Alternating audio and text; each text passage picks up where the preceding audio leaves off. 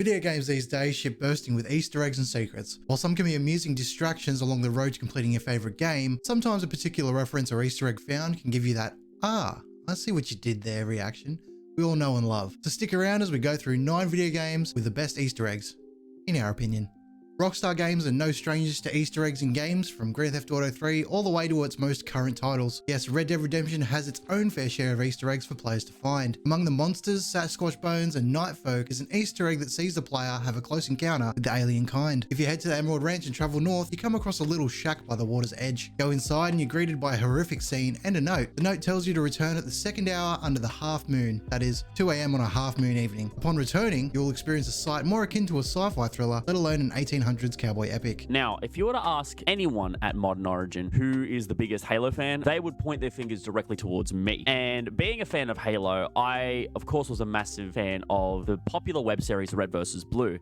And because Halo was used during the production of Red vs. Blue, they had to include some RVB Easter eggs into Halo. Now, one of my favorite Easter eggs has to be in Halo 3 in the episode Nest Egg, where if you find yourself walking down a corridor, you would essentially have to turn right and then continue on with the mission. But if you turn left and head down a long winding corridor, you will find 2 Marines trying to get through a door, trying to find some sort of password. Now, depending on the difficulty that you choose, you will be greeted with dialogue from the cast of Red vs. Blue. Now, if you do easy to normal, you will get Tucker and Doc. Heroic mode, you will get Simmons and Griff. And of course, on Legendary, you will get Church and Caboose. Now, this is a nice little nod to the RVB guys, and it's absolutely hilarious in this mega serious game that you get to hear these wacky, crazy little voices that get to play out like an own private mini little Red vs. Blue series.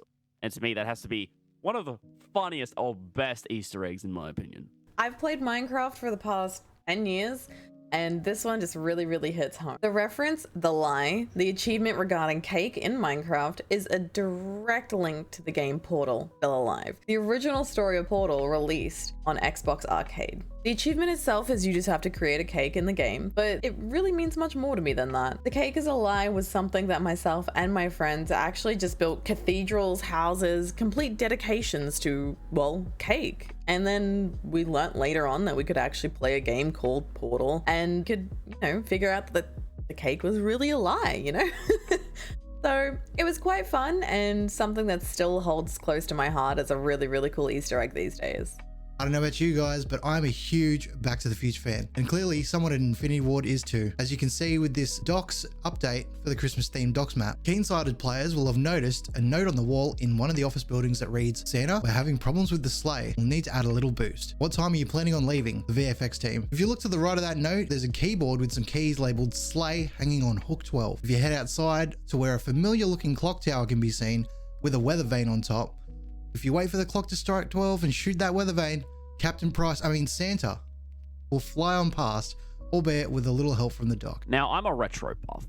I love retro games. I love collecting retro games. So when I was playing the 2016 version of Doom, when I heard that there was a retro Easter egg in this cheeky little game, I had to jump on it ASAP. And this specific Easter egg actually takes you through some of the original levels in Dooms 1 and 2. This Easter egg, you have to go around and find, I believe, these yellow levers to actually pull. And when you pull these, it'll actually reveal a secret area that does count towards your secrets percentage in Doom 2016.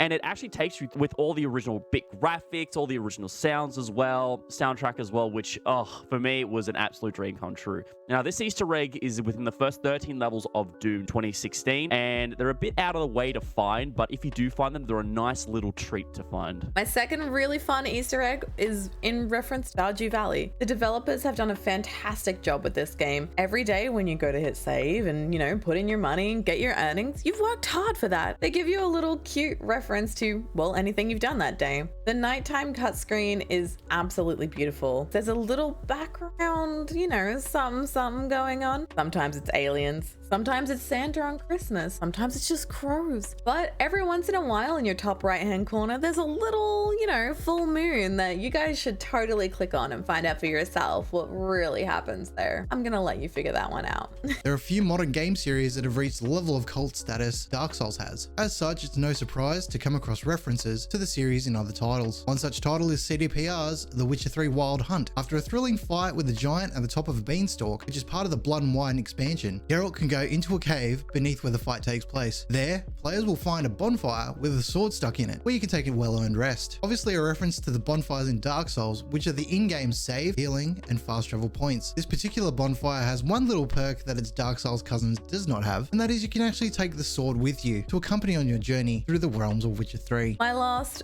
Easter egg, you guys knew it was coming. It's in relation to Skyrim. I could have said many Easter eggs, but this one is one of my favorites purely because it's in relation to Star Wars. Come on, guys. It's me. Star Wars, Skyrim.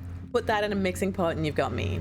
Skyrim's predecessor game, Oblivion, really gave you the chance to explore the Dark Brotherhood with Lucille Lachance. He obviously makes a reappearance as a spectral assassin spell, and in Skyrim you can hear him saying, "Feel a disturbance in the void." And obviously this is a reference to the many times "I feel a disturbance in the Force" is said in Star Wars. So to me, this is one of those cool moments that's like, yes, awesome. It's two of my favorite fandoms crossing over. I love my arcades. Like, if any chance I get, I head straight to an arcade. And when I was a kid, one of the first arcade games I ever played was the famous Daytona USA by Sega. And when I eventually got the Xbox 360 arcade port, I found out that there were a couple of Easter eggs in that game, and I had to jump on the bandwagon and have a look. One of those Easter eggs is if you play the intermediate map and head into the pit lane, there is a lane that drives off into a tunnel. And when you head into that tunnel, you will find a sign that says, "Congratulations, you've just lost all your sponsors," showing off that, you drove off the track, you completely ignored everything, which is a nice little funny Easter egg. Another little Easter egg I found out was if you play the map on beginner, there is a rolling slot machine on the second straight of the map. Now, if you hit the select button on the 360, it will actually stop the slot machine like you are actually playing the slot machine. And if you get 3 sevens while hitting the slot machine, you will actually gain an achievement, which is a nice kind of little nod as well, which